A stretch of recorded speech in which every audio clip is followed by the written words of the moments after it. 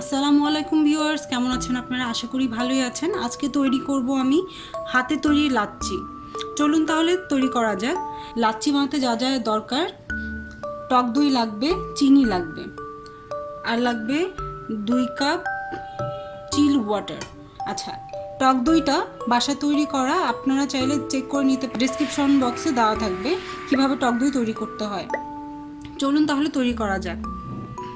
আচ্ছা, টক দইটা আমি আগে মেপে নিব কতটুকু হয়।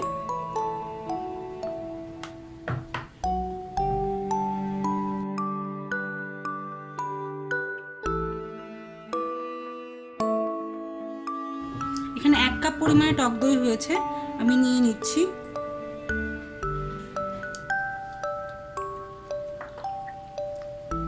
দিয়ে দিচ্ছি 1/4 কাপ পরিমাণে চিনি। যেহেতু আমি এটা টক দই নিয়েছি, এজন্য আমার একটু চিনিটা বেশি লাগবে, আপনারা চাইলে কম বেশি করতে পারেন।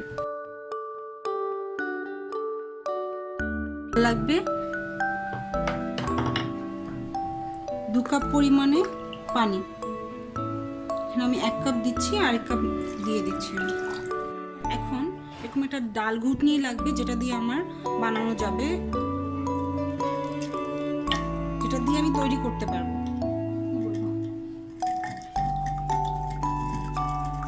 এভাবে কন্টিনিউয়াসলি নাড়তে হবে যতক্ষণ না পর্যন্ত টক দইগুলো স্মুথ হয়ে যায়।